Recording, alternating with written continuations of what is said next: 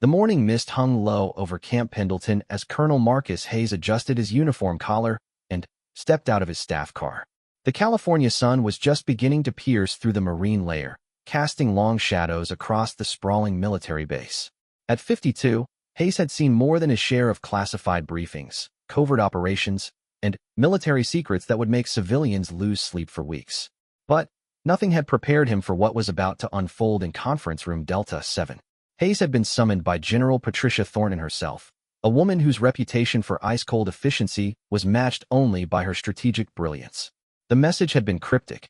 Priority Alpha briefing. Eyes only. Come alone. In 30 years of military service, Hayes had learned that when a four-star general used those exact words, you didn't ask questions until you were behind soundproof walls.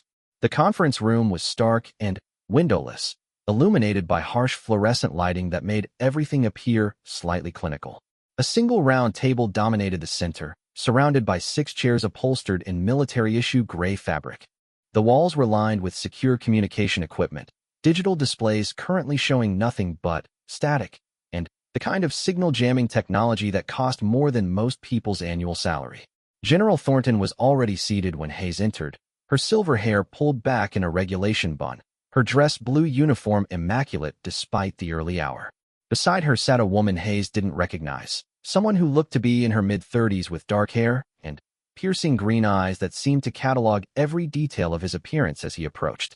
Colonel Hayes, General Thornton began without preamble. I'd like you to meet Dr. Sarah Chun, formerly of DARPA's Advanced Research Division.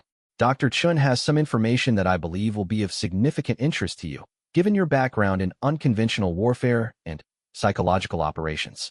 Hayes took his seat, studying the civilian woman across from him. Dr. Chun wore a simple black pantsuit that could have come from any department store, but there was something about her posture, the way she held herself, that suggested military training. Her hands rested calmly on the table, no nervous fidgeting or unnecessary movement. This was someone accustomed to high-stakes situations. Doctor, Hayes said with a slight nod. I have to admit, I'm curious about why a DARPA researcher would need to brief a Marine colonel about anything requiring this level of security clearance. Dr. Chin's expression remained neutral as she opened a slim tablet and touched the screen. The wall displays immediately came to life, showing what appeared to be satellite imagery of a remote mountainous region. Hayes recognized the terrain immediately. Afghanistan's Kunar province, a place where he'd spent 18 months coordinating special operations during his previous deployment. Colonel, what I'm about to tell you involves a project that officially never existed, Dr. Chin began, her voice steady and professional. 3 years ago, DARPA initiated a highly classified program designated Phantom 7. The objective was to develop advanced psychological warfare capabilities using a combination of cutting-edge neuroscience and traditional military tactics. Hayes leaned forward slightly. Psychological operations had been his specialty for over a decade, and he'd thought he knew about every major PSYOPs initiative in the Department of Defense. The fact that something called Phantom 7 had escaped his knowledge was both intriguing and slightly unsettling. The program involved training a select group of operatives, both military and civilian, to conduct operations that would appear supernatural or inexplicable to enemy forces, Dr. Chin continued. The theory was that by creating fear through seemingly impossible events, we could break enemy morale without conventional engagement. General Thornton spoke up. The project was compartmentalized at the highest levels. Even most senior staff weren't read into the full scope of the operation. What concerns us now is that 3 days ago, we lost contact with the entire Phantom 7 team. Hayes felt a familiar tightness in his stomach, the same sensation he'd experienced before every major operation of his career. Lost contact how exactly? Dr. Chun touched her tablet again, and the satellite images shifted to show a different location. This time, Hayes didn't recognize the terrain. It appeared to be somewhere in Eastern Europe, possibly the Balkans, with dense forest coverage and what looked like remnants of Soviet-era infrastructure. The team was conducting a field exercise in a remote area of Romania, testing new techniques and equipment, Dr. Chin explained. They were supposed to check in every 12 hours. The last communication we received was 72 hours ago, a single word transmitted on an emergency frequency. What word? Hayes asked, though he had a growing suspicion he already knew the answer. Help. The room fell silent except for the barely audible hum of the electronic equipment. Hayes had been in enough crisis situations to recognize the weight of that simple word when transmitted by elite operatives who were trained to handle nearly any conceivable threat. General Thornton stood and began pacing behind her chair. "Colonel, your expertise in unconventional warfare and your experience in psychological operations make you uniquely qualified to lead a recovery mission. But I need to be clear about something. This isn't going to be a standard extraction." "Ma'am," Dr. Chen leaned forward. "The Phantom 7 team wasn't just trained in creating psychological effects, Colonel. They were also subjected to experimental procedures designed to enhance their own psychological resilience and cognitive capabilities. Some of these procedures were unorthodox. Hayes had worked with enhanced soldiers before, Rangers who'd undergone experimental training programs, SEALs who'd been given access to classified performance enhancement techniques. But the way Dr. Chun said unorthodox suggested something far beyond the usual physical and mental conditioning he was familiar with. "What kind of procedures are we talking about, Doctor?" Dr. Chen hesitated for the first time since the briefing began. "Pharmaceutical cognitive enhancement, sensory augmentation through surgical implants, and," she paused again, "experimental memory conditioning techniques." The implications hit Hayes immediately. If soldiers had been chemically and surgically altered and then lost contact in a foreign country, the potential for international incident was enormous. If any of them fell into the wrong hands, the technology and techniques could be reverse-engineered, copied, or worse, used against American forces. "How many people are we talking about?" Hayes asked. "7 operatives," General Thornton replied. "But it's not just their number that concerns us. Each member of the Phantom 7 team represents millions of dollars in research, training, and enhancement. More importantly, they possess knowledge of techniques and technologies that could fundamentally change the nature of modern warfare." Hayes studied the satellite images on the wall displays. The Romanian forests looked dense and unwelcoming, the kind of terrain where a small group could disappear for weeks without being detected. But if the Phantom 7 team was as capable as Dr. Chen suggested, their disappearance was unlikely to be the result of simple bad luck or environmental hazards. "Have we considered the possibility that they weren't lost or captured?" Hayes asked. "Enhanced soldiers with classified training and equipment could theoretically go rogue." Dr. Chen's expression darkened. "That possibility has been discussed at the highest levels. The psychological conditioning they underwent was designed to prevent exactly that scenario, but we can't be certain of its effectiveness under extreme stress conditions." General Thornton returned to her seat. "Which brings us to the nature of your mission, Colonel. You'll be leading a small team into Romania to locate and assess the Phantom 7 operatives. If they're alive and extraction is possible, you'll bring them home. If they've been compromised or turned, you'll take whatever action is necessary to protect national security."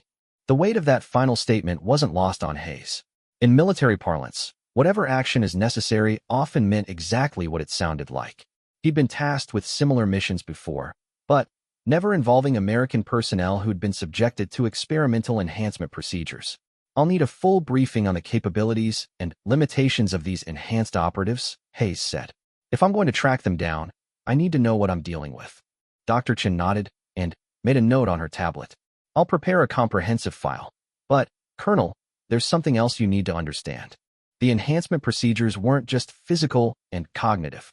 The Phantom 7 team members underwent psychological conditioning that could make them unpredictable under stress. They may not respond to normal military protocols or reasoning." Hayes had dealt with traumatized soldiers before, men and women who'd been pushed beyond their psychological breaking points by combat stress and classified operations. But the idea of soldiers whose minds had been deliberately altered through experimental procedures added an entirely new layer of complexity to an already dangerous mission. "Timeline?" he asked. General Thornton checked her watch. "You leave in 18 hours. The State Department has arranged cover through a joint NATO training exercise. Officially, you're conducting routine liaison work with Romanian Special Forces. Your real mission parameters will be provided separately." Dr. Chen stood and gathered her materials. "Colonel, I want to emphasize something. The people you're going to be looking for aren't just enhanced soldiers. They're pioneers in a new kind of warfare, individuals who volunteered to undergo procedures that could fundamentally change human capability on the battlefield.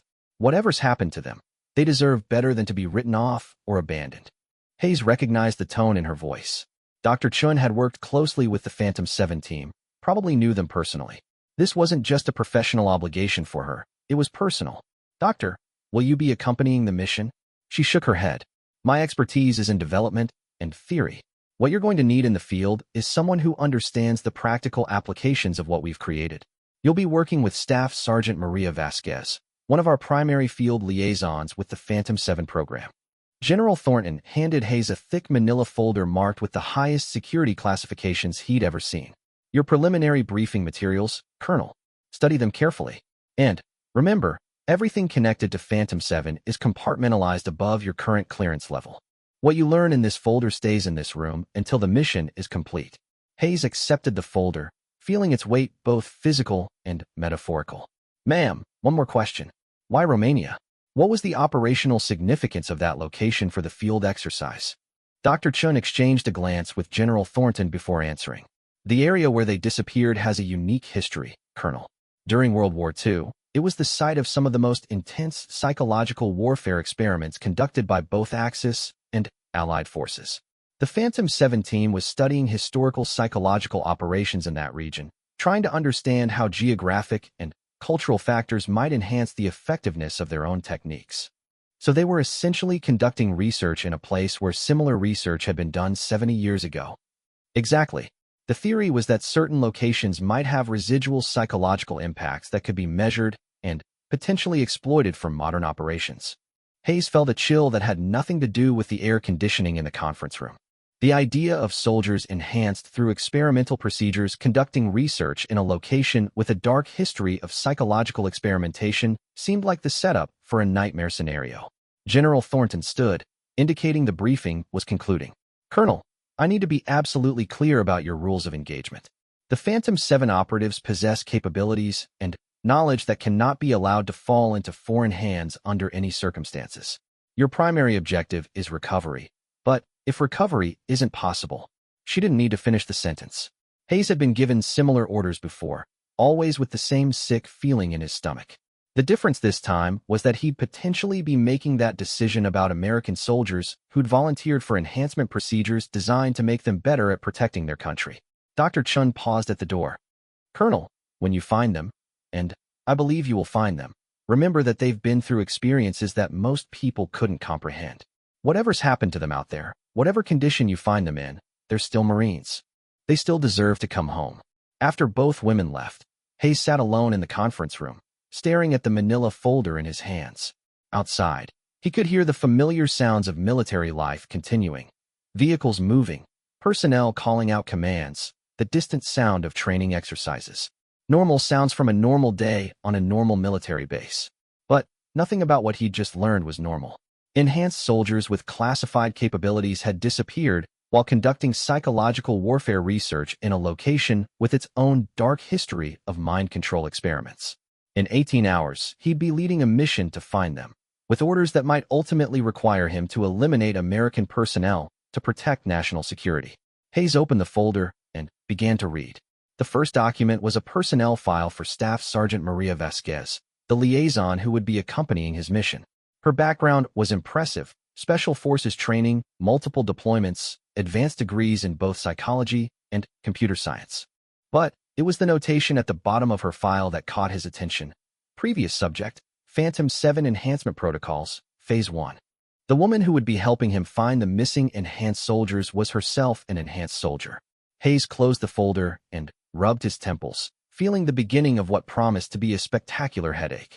In less than 24 hours, he'd be in Romania, hunting for 7 missing operatives whose capabilities he didn't fully understand, accompanied by someone who'd undergone similar enhancement procedures, in a location where psychological warfare experiments had been conducted for decades.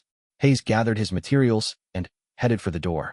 He had 18 hours to prepare for what was shaping up to be the most complex and dangerous mission of his career. As he walked through the corridors of the base, everything looked exactly the same as it had that morning. But Hayes knew that after learning about Phantom 7, nothing would ever be quite the same again. The transport aircraft's engines droned steadily as Colonel Hayes reviewed the mission files for the third time since leaving California. Across from him, Staff Sergeant Maria Vasquez sat with her eyes closed, but Hayes could tell she wasn't sleeping. Her breathing was too controlled, too rhythmic, and There was a subtle tension in her posture that suggested constant alertness even in apparent rest. Vasquez was not what Hayes had expected. At 31, she appeared younger than her age, with olive skin, dark hair pulled back in a regulation bun, and the lean build of someone who maintained peak physical condition. But it was her eyes that set her apart. They had an unusual clarity, an almost unnatural focus that reminded Hayes of predatory birds. When she looked at something, she seemed to see more than normal people saw. "Sergeant," Hayes said quietly, not wanting to disturb the other personnel on the transport. "I need to understand what I'm dealing with. The briefing materials mention Phase 1 enhancement protocols. What exactly does that mean?" Vasquez opened her eyes and looked directly at him. Her gaze was intense, but not uncomfortable, analytical without being intrusive. "Colonel, the enhancement procedures were designed to optimize human performance across multiple dimensions. Phase 1 focused primarily on sensory augmentation and cognitive processing speed. In layman's terms," she paused, as if choosing her words carefully, "I can see better in low-light conditions than normal humans. My reaction time has been reduced by approximately 40%. I can process multiple streams of information simultaneously without experiencing cognitive overload. And I can detect emotional stress in others through microexpression analysis and autonomic nervous system indicators." Hayes felt a slight chill. "You can read people's emotions?" "To some degree, yes. It's not mind reading, but I can often tell when someone is lying, frightened, angry, or experiencing other strong emotional states." She tilted her head slightly. "For example, right now you're feeling a combination of professional curiosity and personal unease about working with enhanced personnel." She was right, which made Hayes even more uncomfortable. And the Phantom 7 team members underwent more extensive procedures than Phase 1. "Significantly more extensive," Vasquez confirmed. Phase 2 included surgical implants that enhanced communication capabilities and sensory processing. Phase 3 involved pharmaceutical cognitive enhancement that increased pattern recognition, memory retention, and strategic thinking ability. The Phantom 7 operatives were the first to complete all 3 phases. Hayes closed the mission folder and leaned back in his seat. "Sergeant, I need to ask this directly. Is there any possibility that the enhancements could cause psychological instability? Could the team have gone rogue?" Vasquez was quiet for several long moments, and Hayes noticed her jaw muscles tighten almost imperceptibly. "The psychological effects were unpredictable, sir. The enhancement procedures were designed to strengthen mental resilience, but they also changed how we process information and relate to others. Some subjects reported feeling disconnected from normal human experience." "Disconnected how?" "Imagine suddenly being able to hear conversations happening 50 feet away or noticing details about people's behavior that you'd never seen before. You start to realize how much information normal humans miss, how limited their awareness is. It can create a sense of isolation." She paused. "The Phantom 7 team members were dealing with enhancements far beyond what I experienced. The psychological impact could have been severe." The aircraft hit turbulence, and Hayes watched Vasquez automatically adjust her position to maintain perfect balance without appearing to think about it. Her enhanced reflexes were clearly functioning on a subconscious level, constantly making micro-adjustments that normal people would need to think about. "Tell me about the team members," Hayes said. "Personal details, capabilities, psychological profiles." Vasquez retrieved a tablet from her equipment bag and pulled up a series of files. Team leader Captain James Morrison, Army Special Forces, 12 years of service. Post-enhancement, he demonstrated exceptional strategic thinking and the ability to process complex tactical situations at superhuman speed. Before the enhancements, he was already considered one of the best special operations officers in the military. She swiped to the next file. Staff Sergeant Linda Park, Marine Corps Intelligence. Her enhancement focused on information processing and pattern recognition. She could analyze massive amounts of data and identify connections that would take normal analysts days or weeks to discover. Post-procedure, she could essentially predict enemy behavior with remarkable accuracy. Hayes studied the photographs as Vasquez continued through the roster. Each team member looked normal in their official photos, but knowing what he now knew about their capabilities, he found himself looking for signs of the changes they'd undergone. There was something in their eyes, a sharpness that seemed to go beyond normal military alertness. Corporal David Chun, no relation to Dr. Sarah Chun, was our communications specialist, Vasquez continued. His enhancements included surgical implants that allowed direct interface with electronic systems. He could hack into computer networks through direct neural connection and communicate with team members through encrypted thought transmission. Thought transmission, a limited form of technologically mediated telepathy. The implants created a secure communication network that couldn't be intercepted by conventional means. Very useful for covert operations. Hayes was beginning to understand why the disappearance of these particular soldiers was causing such concern at the highest levels of government. Each team member represented not just advanced training, but actual physical and mental modifications that gave them capabilities beyond anything he'd encountered in 3 decades of military service. The others, he prompted.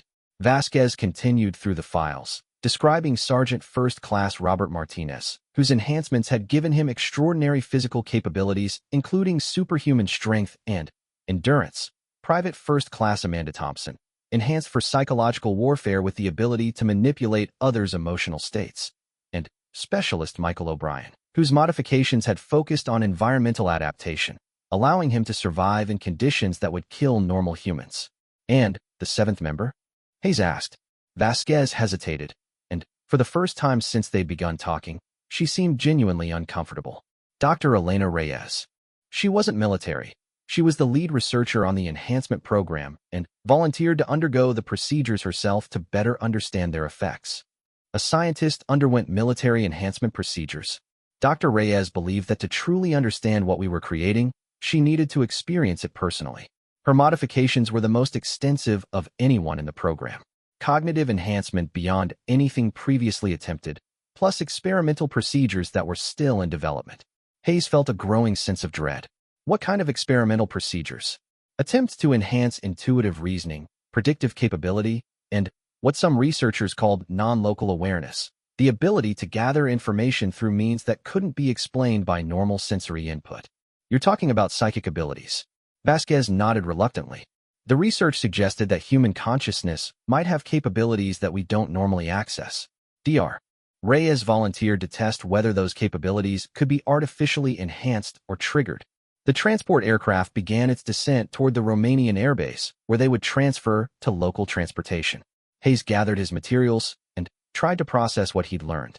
He was hunting for 7 enhanced soldiers, including one whose modifications had ventured into areas that sounded more like science fiction than military reality.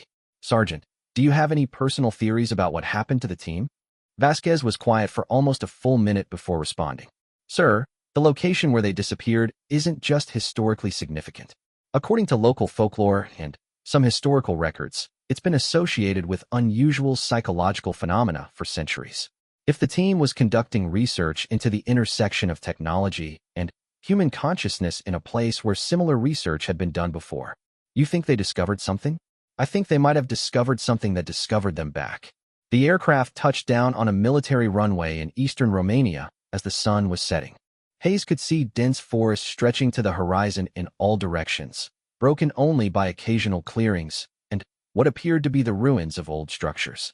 The landscape looked exactly like the satellite images he'd studied, but seeing it in person gave him a better sense of how easy it would be for people to disappear completely in that terrain.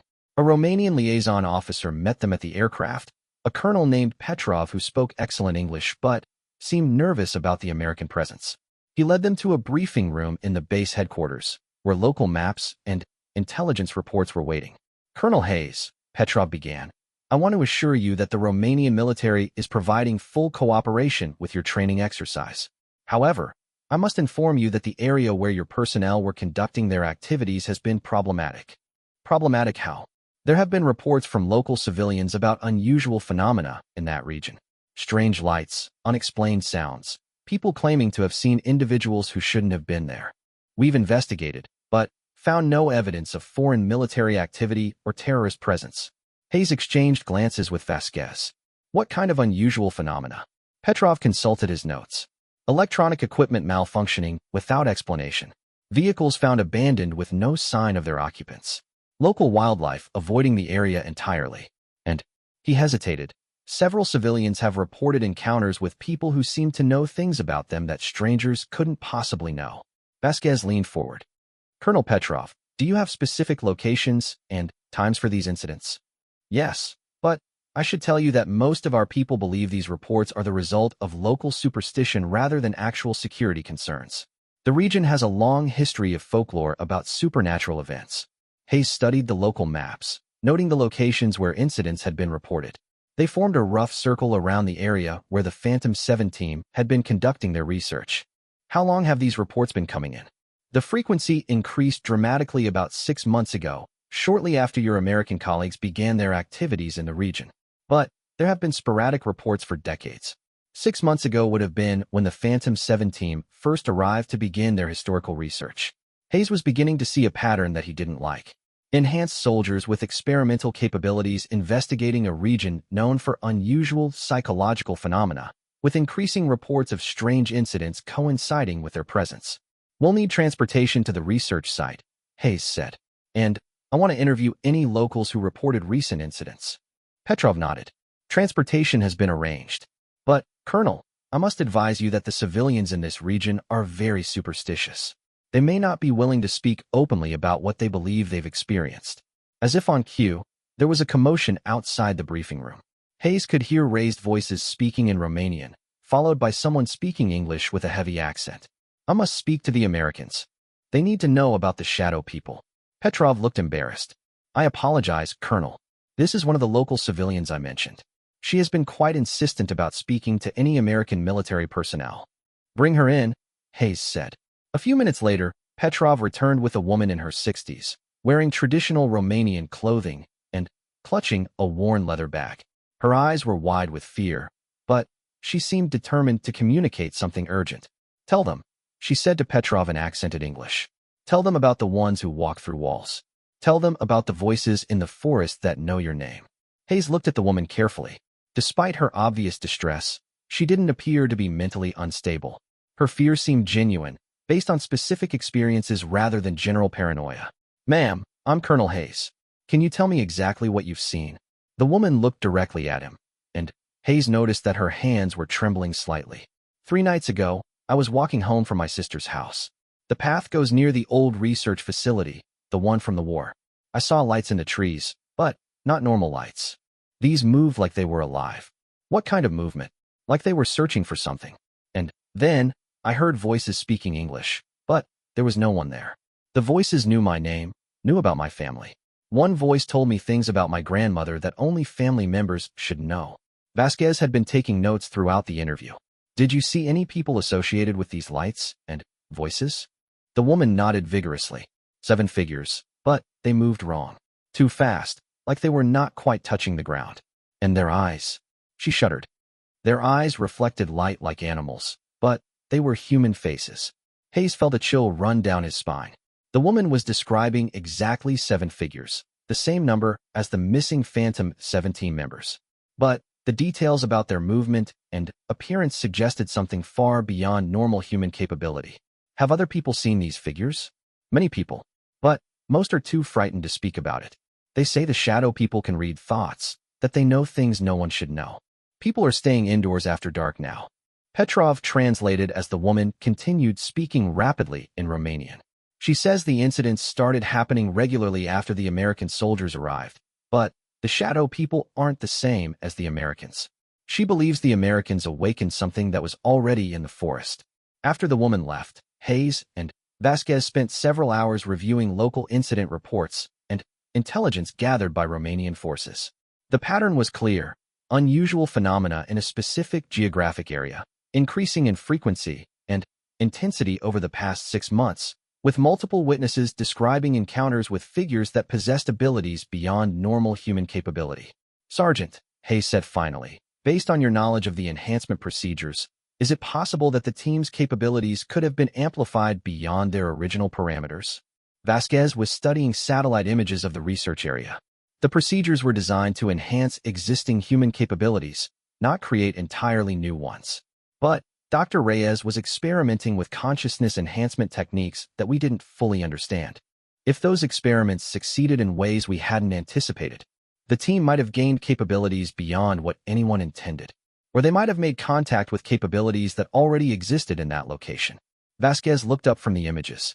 Colonel, the historical records indicate that psychological warfare research in this region during World War II involved attempts to access and manipulate what researchers called collective unconscious phenomena. If that research succeeded, and if remnants of it are still active in the area. Hayes didn't like where this line of reasoning was leading. You're suggesting that the Phantom 7 team might have encountered the results of Nazi psychological experiments that have been dormant for 70 years. I'm suggesting that we don't know what we're dealing with, and that our missing personnel might have capabilities that exceed anything in their original enhancement profiles. Outside the briefing room windows, Hayes could see the Romanian countryside stretching away into darkness. Somewhere out there, 7 enhanced American soldiers were missing under circumstances that defied conventional explanation. In 12 hours, he'd be leading a team into terrain where reality itself seemed to be unreliable. Hayes gathered his equipment and prepared for what promised to be a very long night of final preparations. Tomorrow, they would enter the forest where the Phantom 7 team had disappeared, and he had the growing certainty that whatever they found would challenge everything he thought he knew about the nature of warfare, consciousness, and reality itself. The armored vehicle lurched through another pothole as it navigated the deteriorating road that led deep into the Romanian forest. Colonel Hayes gripped his tactical gear and studied the GPS coordinates on his tablet, noting that they were now less than 5 kilometers from the last known position of the Phantom 7 team. The dense canopy overhead filtered the morning sunlight into an eerie green twilight that seemed to muffle sound and distort perception. Beside him, Staff Sergeant Vasquez sat perfectly still, but Hayes noticed that her enhanced senses were constantly active. Her head moved in slight, almost imperceptible increments as she monitored their surroundings, and he could see her pupils dilating and contracting as her vision automatically adjusted to the changing light conditions filtering through the trees. The Romanian driver, a young sergeant named Dimitri, had grown increasingly nervous as they'd traveled deeper into the forest. He'd mentioned twice that local military patrols avoided this area except when absolutely necessary, and that communications equipment often malfunctioned without explanation once they passed a certain point on the road. Hayes checked his radio equipment again, noting that the clear signals they'd been receiving from the base had degraded significantly over the past hour. Now there was a constant underlying static, punctuated by occasional bursts of what sounded almost like voices speaking in languages he couldn't identify. "Sergeant Vasquez, are you detecting anything unusual?" She turned to look at him, and Hayes noticed that her eyes seemed to reflect light more than they had at the airbase. "Multiple anomalies, sir. The electromagnetic signature of this area is inconsistent with normal forest environments. There are also subsonic vibrations that suggest underground structures or cavities of significant size." Underground structures? The historical records mentioned that the World War II research facility had extensive underground components. It's possible that some of those installations are still intact. Hayes consulted the mission files again, looking for references to the wartime research facility that had operated in this region. According to declassified documents, the facility had been used by German forces for psychological warfare research, including experiments with what they called psychotronic weapons, devices designed to manipulate human consciousness and behavior through electromagnetic and other means. The vehicle came to a stop in a small clearing where Romanian forces had established a temporary forward position. Several tents were arranged around a central communications array, but Hayes noticed that most of the electronic equipment appeared to be experiencing significant interference. Display screens showed static or seemingly random patterns, and radio communications were reduced to bursts of fragmentary transmission. Colonel Petrov emerged from the command tent as Hayes and his team disembarked. The Romanian officer looked tired and stressed, quite different from the confident military professional they'd met at the airbase. "Colonel Hayes," Petrov said, extending his hand in greeting. "I'm afraid we've encountered some unexpected difficulties since establishing this position yesterday." "What kind of difficulties?" Petrov led them toward the command tent, but Hayes noticed that his movements seemed slightly uncoordinated, as if he was having trouble with spatial awareness or depth perception. "Communication failures, navigation equipment malfunctions, and..." He paused, personnel reporting unusual experiences. Inside the command tent, Hayes could see that the situation was more serious than Petrov had initially indicated.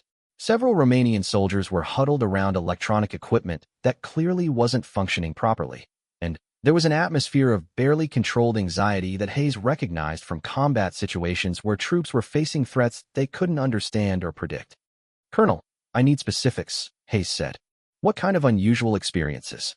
Petrov consulted a notepad, but Hayes could see that his handwriting was shaky and disorganized. Soldiers reporting that they've seen people moving through the forest who disappear when approached. Electronic equipment displaying images and data that aren't being input by operators. And he lowered his voice. Personnel claiming to hear voices speaking directly inside their heads. Vasquez had been quietly observing the Romanian soldiers, and Hayes noticed her expression growing increasingly concerned. Colonel Petrov, when did these phenomena begin? Approximately 6 hours after we established this position. The effects seem to intensify during periods when we attempt to communicate with the outside world or operate sensitive electronic equipment. Hayes studied the tactical maps spread across the command table. The Phantom 7 team's last known position was marked approximately 2 kilometers further into the forest, near the location of the old research facility. Between their current position and that target area, the maps showed dense forest broken by several clearings and what appeared to be remnants of old structures. We need to reach the research site, Hayes said. Can your vehicles navigate the terrain? Petrov shook his head. The roads become impassable beyond this point. We've prepared equipment for foot travel, but, Colonel, I must advise you that the psychological effects appear to intensify as one moves closer to the facility location. What kind of psychological effects? Disorientation, confusion, difficulty maintaining focus on mission objectives. Several of my men have requested permission to withdraw from the area. Hayes looked at the Romanian soldiers more carefully and realized that several of them were displaying signs of significant psychological stress. They seemed to be having trouble maintaining normal conversation. Their movements were slightly erratic, and there was a quality to their attention that suggested they were constantly distracted by stimuli that others couldn't perceive. Vasquez moved closer to Hayes and spoke quietly. Sir, the enhancement procedures included conditioning designed to resist psychological warfare techniques. If normal personnel are experiencing these effects, we need to consider the possibility that we're dealing with active countermeasures. Countermeasures deployed by whom? Unknown. But the psychological effects that Colonel Petrov is describing are consistent with advanced psychotronic weapons technology. If the World War II research facility contained working examples of such systems, and if they've been activated or enhanced, Hayes felt a familiar tightness in his stomach. They were walking into a situation where their own personnel might be subjected to weapons designed to manipulate human consciousness and behavior. The fact that Romanian soldiers were already showing signs of psychological disruption suggested that whatever was operating in this area was powerful and indiscriminate. Sergeant Vasquez, will your enhancements provide protection against these effects? Partial protection, possibly. But, sir, if the Phantom 7 team was affected by these same phenomena, their enhanced capabilities might have made them more susceptible rather than more resistant. How so? Enhanced sensory perception and cognitive processing could amplify the effects of psychotronic weapons rather than defending against them. It's like having better hearing when someone is using sound as a weapon. The enhancement becomes a vulnerability. Hayes made his decision. We proceed to the research facility with minimal personnel. Sergeant Vasquez, and I will conduct the initial reconnaissance, with Romanian forces maintaining this position as a fallback point. Petrov looked relieved that the Americans weren't asking his entire unit to advance further into the affected area. We'll maintain communications as long as possible, but you should be prepared for complete communication blackout once you move beyond visual range. Hayes and Vasquez spent the next hour checking their equipment and preparing for movement through terrain where conventional military procedures might not be sufficient. Hayes carried standard tactical gear plus specialized electronic countermeasures equipment, while Vasquez had additional sensor packages designed to work with her enhanced capabilities. As they prepared to leave the temporary base, one of the Romanian soldiers approached Colonel Petrov and spoke urgently in Romanian. Petrov's expression grew grave as he listened. Then, he turned to Hayes. Colonel, one of my soldiers reports seeing figures moving through the trees approximately 500 meters to the north. 7 individuals, moving in tactical formation, but with extraordinary speed and coordination. Hayes felt his pulse quicken. Description? Human figures, but moving too fast for normal personnel and maintaining perfect coordination without visible communication. They appeared to be heading directly toward the old research facility. Hayes and Vasquez exchanged glances. The description matched what they might expect from the enhanced Phantom 7 team members, but the fact that they were moving freely through an area where normal personnel were experiencing severe psychological effects, raised disturbing questions about their current status and capabilities. Time frame, Hayes asked. Approximately 30 minutes ago. The observation lasted only briefly before the figures disappeared into the dense forest coverage. Hayes made another tactical decision. We accelerate our timeline. Sergeant Vasquez and I move out immediately. The forest seemed to close around them as they moved away from the Romanian forward position. The canopy overhead was so dense that even though it was midday, the light filtering through created an environment that felt more like early evening. Hayes noticed that sounds seemed muffled and distorted. His footsteps and Vasquez's were clearly audible, but other normal forest sounds like birds or insects were conspicuously absent. Vasquez stopped suddenly and held up her hand in a signal for silence. Hayes froze and listened, but heard nothing unusual. After several moments, she turned to him with an expression of concern. Sir, I'm detecting electromagnetic activity that's inconsistent with natural environmental sources. There are also acoustic signatures suggesting active machinery or electronic systems approximately 1 kilometer ahead. Can you determine the source? The signals are too complex for precise analysis, but they're emanating from the direction of the research facility. Whatever's generating them is significantly more sophisticated than anything that should exist in this location. They continued moving through the forest, following what appeared to be an old service road that was now largely overgrown. Hayes began to notice subtle changes in his own perception. Colors seemed slightly more vivid, sounds carried differently, and he found himself noticing details about his surroundings that he would normally overlook. It was as if his senses were gradually becoming more acute as they moved deeper into the affected area. Sergeant, are you experiencing any unusual effects? Vasquez nodded. Enhanced sensory input beyond normal parameters. The electromagnetic activity in this area appears to be amplifying the effectiveness of the enhancement procedures. I'm receiving information through channels that shouldn't be active. What kind of information? Spatial awareness of objects and people beyond normal visual range. Emotional residue from past events in this location. And she paused, clearly struggling with how to describe what she was experiencing. Something that feels like direct communication, but not through normal sensory channels. Hayes felt a chill despite the warm forest air. Communication from whom? Unknown. But the source appears to be familiar with enhancement procedures and military operational protocols. They crested a small hill and, suddenly, found themselves looking down into a valley where the remnants of the World War II research facility were clearly visible. The main buildings were partially collapsed, but Hayes could see that significant portions of the underground complex appeared to be intact. More concerning was the fact that there were obvious signs of recent activity, cleared paths, equipment caches, and what appeared to be modern electronic installations integrated with the original facility structures. Sir, Vasquez said quietly, there are active heat signatures in the underground portions of the facility. 7 distinct sources, exhibiting movement patterns consistent with enhanced personnel. Hayes studied the facility through his tactical scope. The heat signatures that Vasquez was detecting weren't visible to him, but he could see subtle signs that the location had been recently occupied, disturbed vegetation, equipment placement that showed tactical awareness, and defensive positioning that suggested military training. Can you establish communication with him? Vasquez was quiet for several moments, and Hayes could see that she was concentrating intensely on something. Her pupils dilated completely, and her breathing became very controlled and rhythmic. After what seemed like a long time, she opened her eyes and looked at him with an expression of mixed relief and concern. I've made contact, sir. The Phantom 7 team is alive and operational, but their status is complicated. Complicated how? The enhancement procedures appear to have been amplified by interaction with technology that was left behind in the research facility.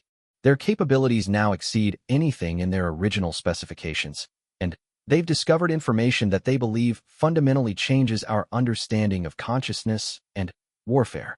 Hayes felt a mixture of relief at learning that the team was alive and apprehension about what they might have discovered. Are they responsive to military authority? They acknowledge our presence and are willing to communicate, but they've indicated that they won't return to standard military control until certain information is properly evaluated by appropriate authorities. What information? Vasquez hesitated. Sir, they claim to have made contact with consciousness-based entities that have been present in this location for decades, possibly centuries. They believe these entities represent a form of intelligence that could revolutionize both warfare and human development, but only if approached with appropriate caution and respect. Hayes stared down at the research facility, trying to process what he was hearing. His missing enhanced soldiers had apparently made contact with some form of non-human intelligence, and were now refusing to return to normal military command. The mission was rapidly moving beyond anything covered in his briefing materials or previous experience. Sergeant, in your professional assessment, are the team members still mentally competent and loyal to American interests? They appear to be mentally competent, but their perspective on American interests has been expanded. They believe they've discovered something that transcends national boundaries and conventional military applications. Hayes made his decision. We proceed to direct contact. But, Sergeant, if the team has been compromised or represents a security threat, we may need to implement contingency protocols. Vasquez nodded, but Hayes could see that she was troubled by the implications of those contingency protocols. They were about to descend into a facility where enhanced American soldiers had apparently made contact with unknown forms of intelligence, with orders that might ultimately require them to eliminate their own personnel to protect national security. As they began moving down the hill toward the facility, Hayes couldn't shake the feeling that they were walking into a situation that would challenge every assumption he had about the nature of warfare, consciousness, and reality itself. The entrance to the underground research facility yawned before them like a mouth leading into the earth itself. Colonel Hayes could see that the original concrete and steel construction had been supplemented with modern equipment, cables, monitoring devices, and what appeared to be sophisticated electronic systems that hummed with barely contained energy. The air around the entrance shimmered slightly, as if heat waves were rising from invisible fires. Staff Sergeant Vasquez had grown increasingly tense as they approached the facility. Her enhanced senses were clearly detecting phenomena that Hayes couldn't perceive directly, and her movements had taken on the fluid, predatory quality he'd noticed in other enhanced personnel when they were operating at peak capability. "Sir," she said quietly as they positioned themselves at the facility in trance, "the electromagnetic activity is intensifying exponentially. Whatever's operating down there is generating fields that are off any scale I'm familiar with." Hayes checked his equipment one more time. His radio was producing only static punctuated by occasional fragments that sounded like conversations in multiple languages, some of which he was certain didn't originate from any known human linguistic traditions. His GPS had lost satellite connectivity entirely, and his tactical computer was displaying data streams that appeared to be coming from sources that weren't part of his original software package. "Any word from the team?" "Continuous communication, but not through normal channels," Vasquez replied. "They're aware of our approach and have indicated they're prepared to meet with us. But they've also warned that the information we're about to encounter will require significant adjustment of our operational assumptions." Hayes felt that familiar pre-mission tension, but amplified by the knowledge that they were dealing with American personnel who had apparently undergone transformations that placed them outside normal military protocols. The fact that they were still communicating suggested they hadn't gone completely rogue, but their reluctance to accept extraction orders indicated that whatever they discovered had fundamentally altered their perspective on their military obligations. They descended into the facility through a series of corridors that had clearly been constructed during World War II, but were now filled with equipment that looked decades ahead of anything Hayes had seen in classified military technology demonstrations.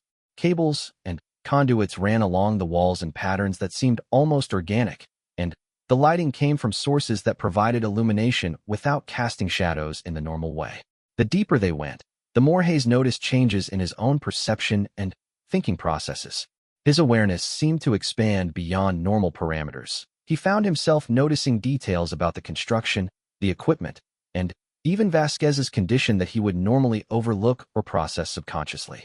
It was as if his mind was operating at a higher resolution and processing speed. "Sergeant, are you experiencing cognitive enhancement effects?" "Significant enhancement, sir. The electromagnetic fields in this facility appear to be stimulating neural activity in ways that amplify both natural and artificially enhanced capabilities." She paused at a junction in the corridor and consulted sensors that Hayes couldn't see. "We're approaching the main laboratory area where the team is located." They turned a corner and found themselves in a vast underground chamber that had been excavated far beyond the original facility specifications. The space was filled with equipment that represented a fusion of World War II German technology and modern American enhancement systems. But there were also components that Hayes couldn't begin to identify. Crystalline structures that pulsed with internal light, metallic configurations that seemed to shift and reconfigure themselves, and display systems showing information in mathematical formats that appeared to represent concepts beyond current scientific understanding.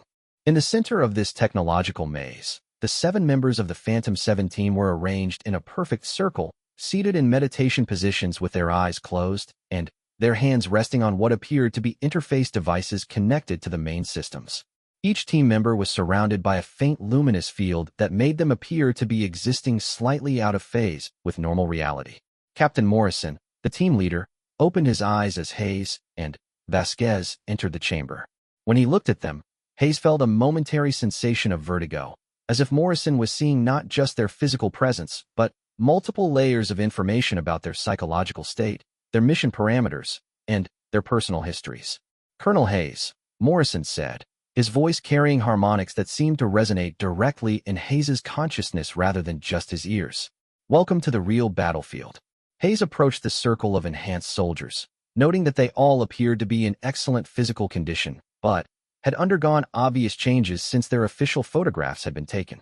Their eyes held an intensity that went beyond normal human alertness, and their movements had a precision that suggested constant awareness of multiple dimensional factors that normal people couldn't perceive. "Captain Morrison, I'm here to conduct extraction of your team according to direct orders from General Thornton. What is your current operational status?" Morrison smiled, and Hayes noticed that even that simple expression seemed to contain layers of meaning that normal communication couldn't convey. "Colonel, our operational status is that we've completed our mission far beyond original parameters and discovered information that changes everything we thought we knew about warfare, consciousness, and human potential." Dr. Elena Reyes, the civilian researcher who had undergone the most extensive enhancement procedures, opened her eyes and looked directly at Hayes. Her gaze was intense, but not threatening, analytical, but somehow compassionate. "Colonel, what we found here represents the culmination of research that began during World War II, but was never fully understood. The German researchers were attempting to access forms of consciousness that exist independently of individual human minds." Hayes felt his tactical training warring with the evidence of his own senses.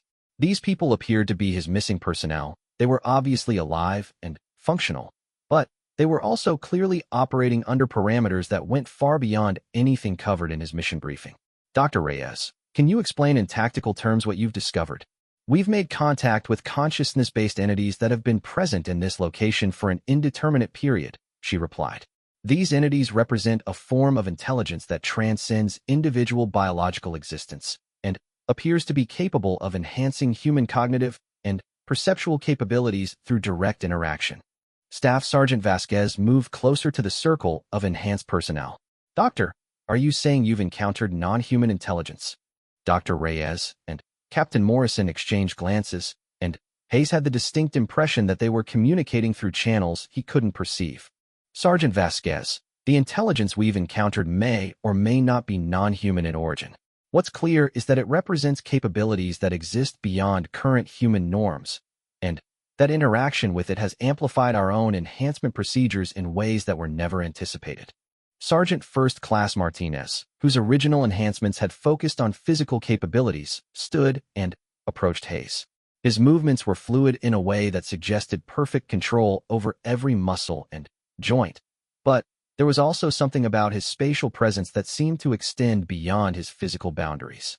"Colonel, we understand your orders and the concerns of command authority," Martinez said.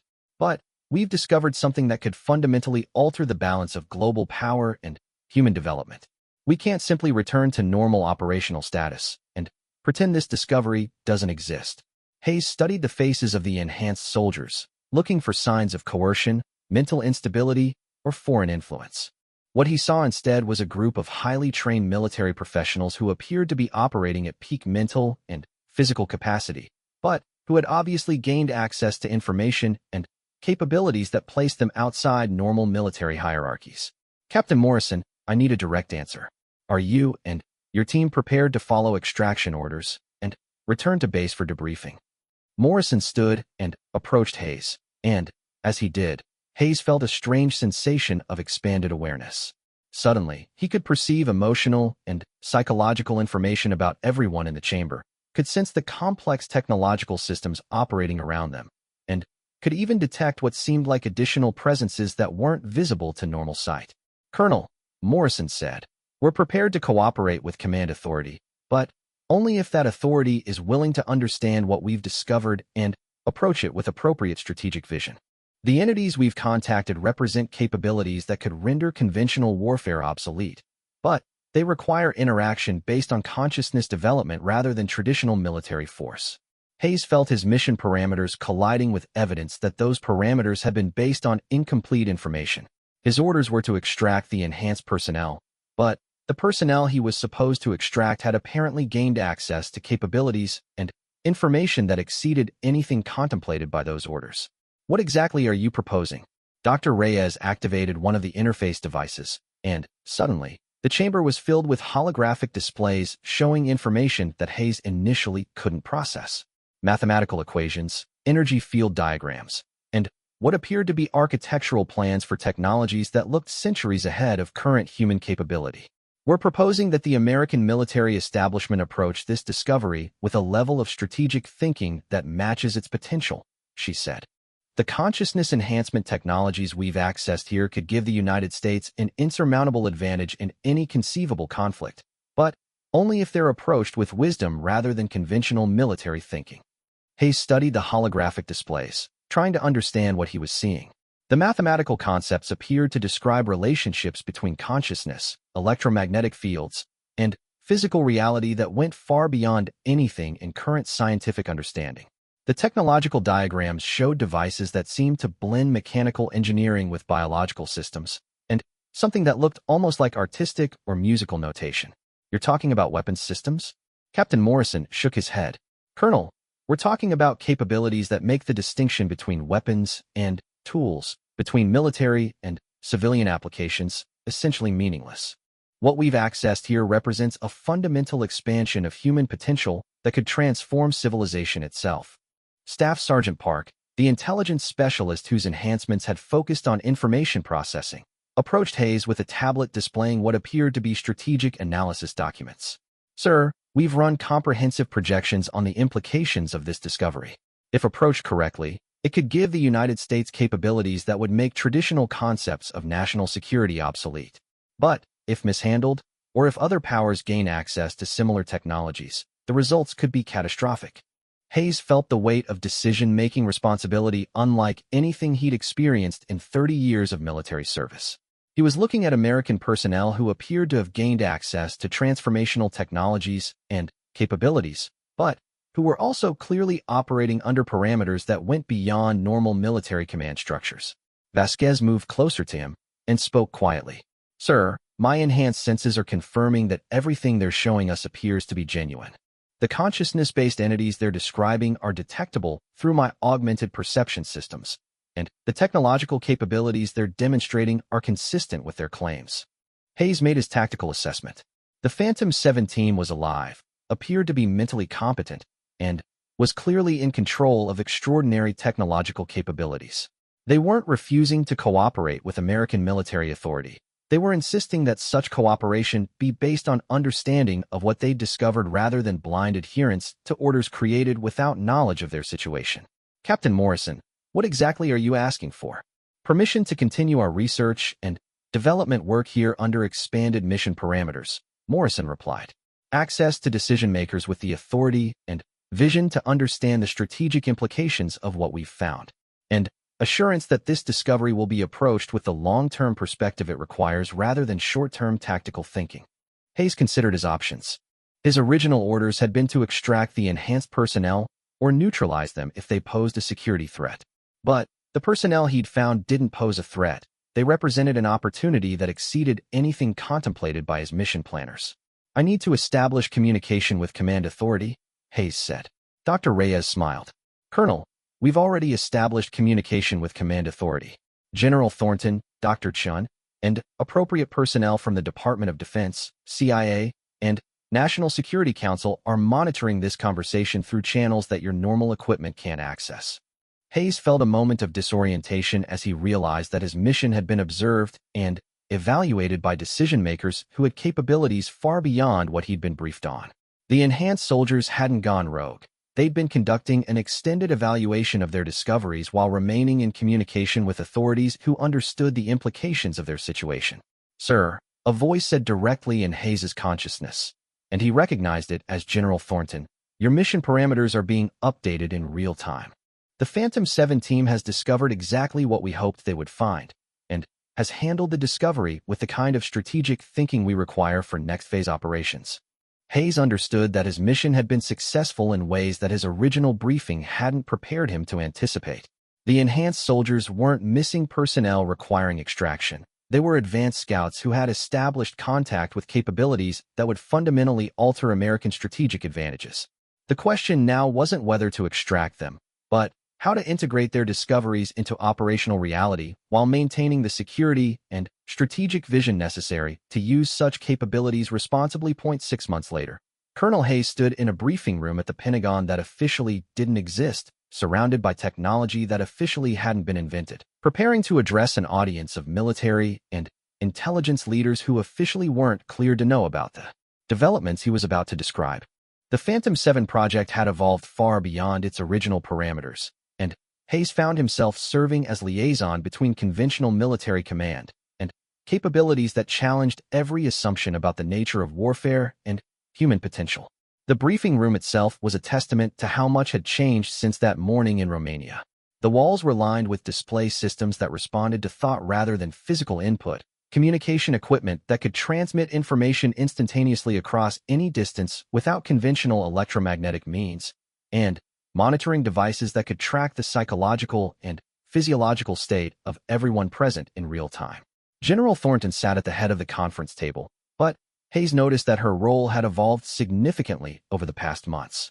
She was no longer simply commanding officer for the Phantom 7 project. She had become coordinator for what was now being called the Consciousness Integration Initiative, a program that encompassed military applications, scientific research, and strategic planning on a scale that matched the transformational nature of what had been discovered.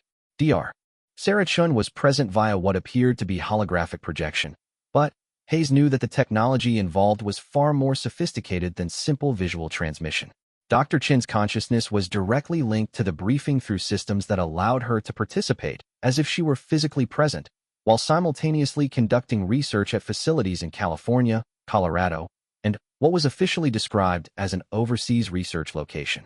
The other attendees represented the highest levels of American military and intelligence leadership, but Hayes could see that they were all displaying signs of the cognitive enhancement that had become standard for personnel working with Phantom 7-derived technologies. Their awareness was sharper, their processing of complex information was accelerated, and their ability to think strategically about multiple scenarios simultaneously had been dramatically improved. Captain Morrison entered the briefing room, and Hayes noted that his appearance had continued to evolve over the past months. He looked exactly like the same person, but there was something about his presence that suggested capabilities extending far beyond normal human parameters. When he moved, it was with perfect efficiency and awareness. When he spoke, his words carried harmonic frequencies that conveyed multiple layers of meaning. And when he focused his attention on someone, they experienced a temporary expansion of their own cognitive capabilities. "Ladies and gentlemen," Morrison began, 6 months ago, the Phantom 7 team made contact with consciousness-based entities in Romania and began developing technologies that integrate human cognitive enhancement with what we've learned to call non-local intelligence systems. Today, I'm here to brief you on the operational capabilities that have emerged from that integration and the strategic implications for American national security.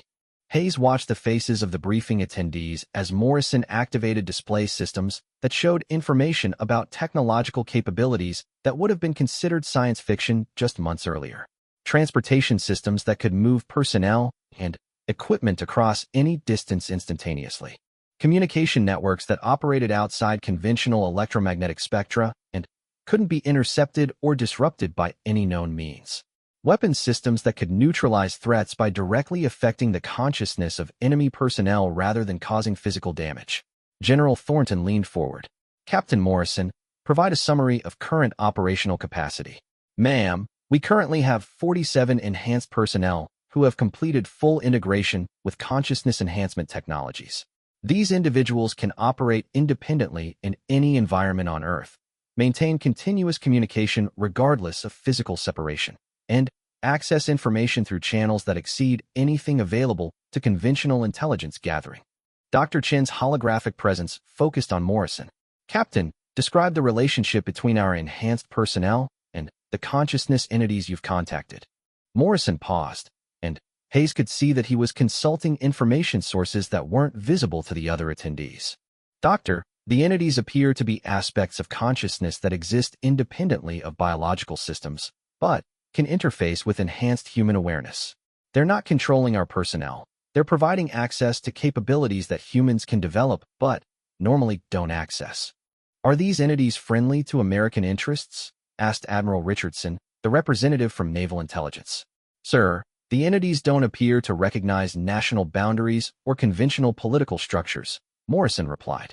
Their perspective encompasses global strategic considerations that transcend individual country interests. However, their willingness to work with us appears to be based on our demonstrated commitment to using enhanced capabilities responsibly. Hayes had been present for dozens of briefings about the relationship between the enhanced personnel and the consciousness entities they'd contacted. The entities weren't aliens in any conventional sense. They appeared to be aspects of human consciousness that existed at levels most people never accessed. Interaction with them didn't involve giving up human autonomy, but rather developing human potential that had always existed but had never been systematically explored. General Thornton activated a secure display that showed global strategic analysis.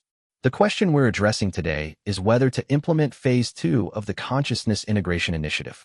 Phase 1 has demonstrated that we can successfully enhance human capabilities through integration with consciousness-based technologies. Phase 2 would involve expanding the program to include conventional military units and, ultimately, civilian populations. The implications of Phase 2 were staggering. Instead of having 47 enhanced individuals, the United States could potentially have thousands or millions of people with access to capabilities that would make conventional military force obsolete. The strategic advantages would be insurmountable, but the social and political implications would be equally transformational. Colonel Brennan from Army Intelligence raised his hand. General, what are the risks of expanding the program? If other nations gain access to similar technologies, what's our strategic position? Dr. Chen answered through her holographic link. Colonel, our analysis suggests that the consciousness entities we've contacted are present globally, but have been waiting for appropriate conditions to reveal themselves. The technologies we've developed could theoretically be accessed by other nations, but only if they approach the research with the same level of strategic thinking and ethical commitment that we've demonstrated. Hayes had wondered about this issue frequently over the past months. If consciousness enhancement technologies were based on universal human capabilities, other countries should theoretically be able to develop similar programs. But the evidence suggested that successful integration required not just technological sophistication, but also psychological and ethical development that might be culturally specific. Morrison activated another display showing global intelligence gathering results.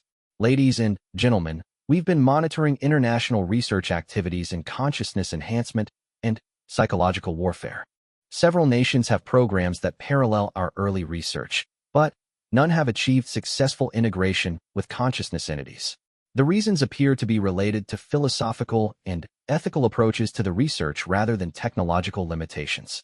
Admiral Richardson studied the intelligence displays. Are you saying that our success is based on American values rather than American technology? To some extent, yes, sir, Morrison replied. The consciousness entities appear to respond positively to research approaches that prioritize individual human development, voluntary participation, and long-term strategic thinking over immediate tactical advantages. Nations with more authoritarian or militaristic approaches to consciousness research haven't achieved comparable results. Hayes found this aspect of the project particularly fascinating. The consciousness enhancement technologies seemed to work best when they were approached with respect for human autonomy and individual development. Attempts to use the technologies for simple military domination or social control appeared to be less effective, suggesting that the capabilities themselves contained built-in ethical parameters. General Thornton stood and moved to a display showing timelines for Phase 2 implementation. The decision we're making today will determine whether the United States moves forward with full-scale consciousness integration or maintains the current limited program. Colonel Hayes, as field commander for the original extraction mission, I'd like your assessment of operational readiness. Hayes had been preparing for this moment for weeks. His assessment would influence decisions that could fundamentally alter the nature of American society and global strategic balance. Ma'am, based on 6 months of observation and interaction with enhanced personnel, I assess that the consciousness integration technologies are stable, effective, and manageable within appropriate command structures. The enhanced personnel remain loyal to American interests while developing capabilities that exceed anything available to potential adversaries. Personal recommendation, Colonel? Hayes looked around the briefing room at leaders who were making decisions about capabilities that would have been incomprehensible just months earlier. Ma'am, I recommend proceeding with Phase 2 implementation under carefully controlled conditions. The strategic advantages are too significant to ignore, but the social implications require gradual implementation and extensive preparation of conventional personnel and civilian populations. Dr. Chen's holographic presence addressed the entire briefing. Ladies and gentlemen, if we proceed with Phase 2, we're not just changing American military capabilities. We're potentially changing the nature of human consciousness and social organization. The technologies we've developed represent the first systematic approach to developing human potential that has been dormant for centuries or possibly millennia. Morrison added, the consciousness entities we've contacted indicate that humanity has reached a developmental threshold where these capabilities can be safely accessed on a large scale. They've been present throughout human history, but waiting for social and technological conditions that would allow responsible development of consciousness enhancement. General Thornton called for a preliminary vote on Phase 2 implementation. The result was unanimous approval, but Hayes could see that several attendees were struggling with the magnitude of what they were authorizing. They were essentially voting to begin the systematic enhancement of human consciousness, with the United States leading the development of capabilities that could transform civilization itself. After the briefing, Hayes found himself alone with Morrison in one of the secure corridors outside the briefing room. The enhanced captain appeared to be consulting information sources that Hayes still couldn't perceive directly, but Hayes had learned to recognize the signs of someone accessing consciousness enhancement channels. Captain, personal question. Do you ever regret volunteering for the enhancement procedures? Morrison focused his attention on Hayes, and for a moment Hayes felt that expansion of awareness that came from interaction with enhanced personnel. Colonel, the question isn't whether I regret the enhancement. The question is whether humanity can handle the responsibility that comes with these capabilities. And your assessment? We're about to find out. 3 months later, Hayes stood in his office at Camp Pendleton, reading reports about the first conventional military units to complete consciousness enhancement procedures. The results were beyond anything projected by the most optimistic assessments. Enhanced Marines could operate with coordination and effectiveness that made conventional tactical doctrines obsolete.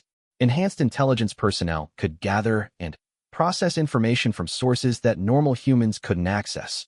Enhanced support staff could maintain equipment and systems with efficiency that bordered on the miraculous. But the most significant changes weren't military. Enhanced personnel reported profound improvements in psychological well-being, interpersonal relationships, and creative problem-solving abilities. They were becoming not just better soldiers, but more capable human beings in every dimension of their existence. Hayes checked his secure communication system and found a message from Dr. Sarah Chun. The Consciousness Integration Initiative was expanding again, with pilot programs being developed for civilian applications. Enhanced teachers who could help students develop their own consciousness capabilities. Enhanced medical personnel who could diagnose and treat conditions through direct awareness of patient psychological and physiological states. Enhanced researchers who could accelerate scientific discovery by accessing information through consciousness-based channels. The world was changing, and the United States was leading that change through systematic development of human capabilities that had always existed but had never been systematically explored. The strategic implications were beyond calculation, but Hayes had learned to think in terms of decades and centuries rather than months and years. His secure phone rang, and the display showed a call from General Thornton.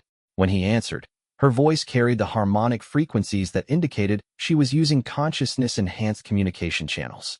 Colonel Hayes, We've received a request from the consciousness entities for direct communication with civilian leadership. They want to address the President and Congress about the long-term implications of consciousness enhancement for human development and global stability. Hayes felt that familiar sensation of tactical parameters expanding beyond anything covered in conventional military training. Ma'am, are we talking about non-human entities addressing the President of the United States? Colonel, we're talking about aspects of human consciousness that have been guiding this development from the beginning, requesting formal recognition of their role in humanity's next developmental phase.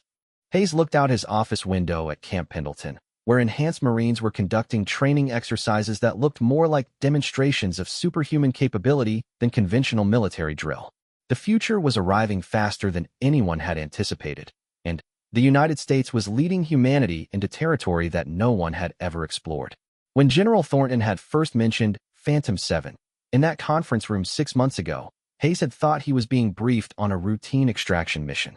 Now he realized he'd been participating in the beginning of a transformation that would eventually touch every aspect of human existence. The enhanced soldiers weren't just better warriors. They were pioneers of human potential that would reshape civilization itself. And Colonel Hayes had the privilege of witnessing the first steps of humanity's journey into capabilities that would define the future of consciousness, technology, and strategic thinking for generations to come.